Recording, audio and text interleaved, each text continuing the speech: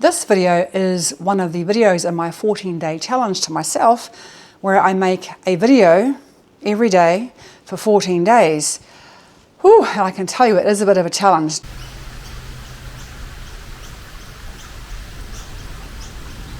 Once I've done the filming, I get back to my laptop, and the first thing I do is I transfer the files to my editing program and I save a copy onto a hard drive. Right at the moment, I'm just about at the end of finishing and finalising a video that I have edited regarding what I do for fitness. Not everyone has the perfect gym. This is mine.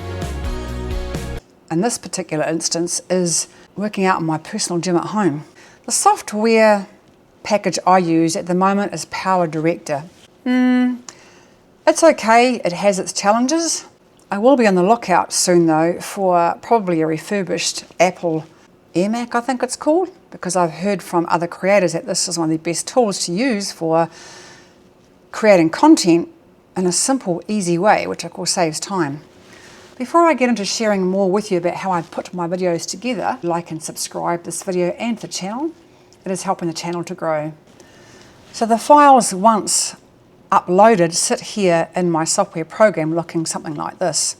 Once I've uploaded my files to my laptop, I then pull them down one by one into the editing box. I watch every bit of footage I've got and I cut out the pieces that I want to keep, that are worth keeping, and I get rid of all the stuff that's just random stuff that you don't use. Not everyone has the perfect gym. This is mine. I do wear ear muffs because my content creation space is not closed off at the door. It's also my space where I can stretch out, sit on my Swiss ball, look out the window. I find this really difficult filming in this way, figuring out what I need on my screen, how I talk to the camera and convey that to you, because usually I just get outside and walk around with the camera and explain to you what I'm seeing. And to be quite honest, I'm feeling the pressure a bit, and I've got to get a 10-minute video done really quickly because I've got 14 of these to do. Well, I've got 11 more to go, 10 more to go in my 14-day challenge.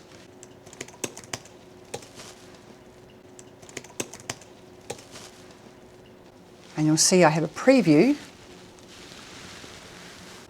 of that there on my screen.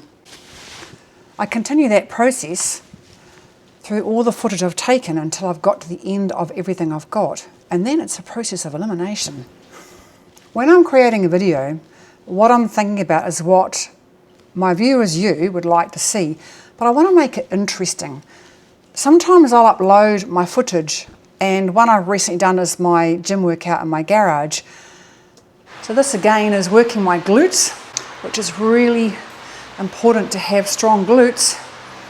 How can I make this interesting? How can I do that? I'll research why an exercise is done, maybe what the anatomy is of that exercise, because if it were me, I'd be interested in what that exercise was working specifically.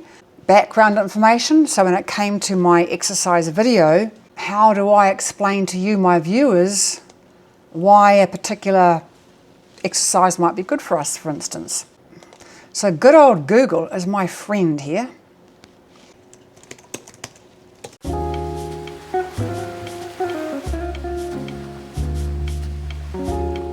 I look for pictures or clip art that suits the message that I'm trying to get across and look to download each one. Now, of course, sometimes there are copyright with them, so I'm careful in what I choose. Oh, wow. With my videos where I get out and about and I'm filming places and talking a little bit about the history of where I'm at. Now this grave here belonged to a Scottish traveller.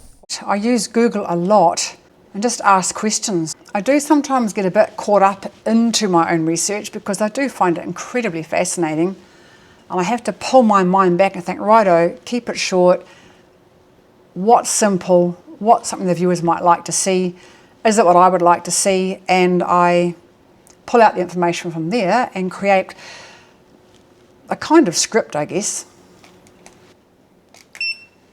And some time ago, I purchased a standing sitting desk, and this was a great investment. So right now I'm going to sit down after being standing for a bit. Part of the process of creating a video is finding or filming B footage. I do find that imagery adds interest and colour to a video, not just for creating, also for the watcher or the viewer.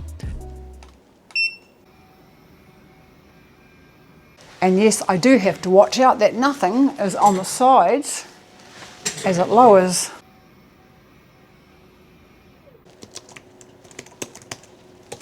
Right. Let's export that into a file and I can look at the finished product. Once I've finished compiling all my video footage into clips that I will use and it's in the right time frame of the video I want to create, I then look for music options to add depth or a different kind of feel to the video. I do try and use more natural sound ambience in the background. And I also use YouTube music on occasion. I have a few favourites saved that I use. I type in different search words because it's nice to have different options of music for each video.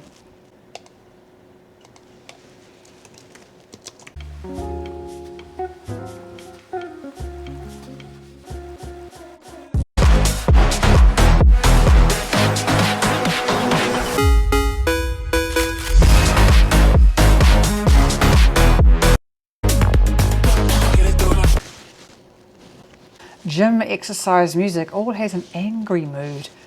Why do you have to be angry to exercise? That's why I have two choices, YouTube Studio and Epidemic Sound. I feel like I'm losing my mind.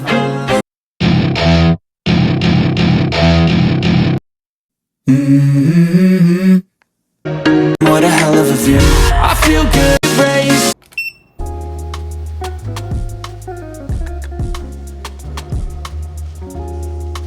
Once I've downloaded my music file, this gets pulled down to the line under the video clips and I will cut that just there. I'll either move that along or take it completely out.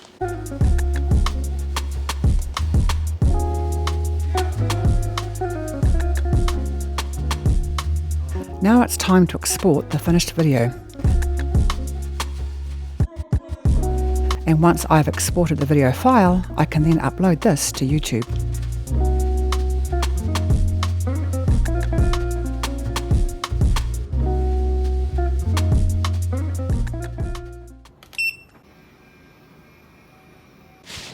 Thank you so much for watching this video of me making a video.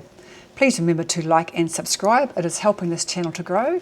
I really appreciate it, and I will see you in the next one soon.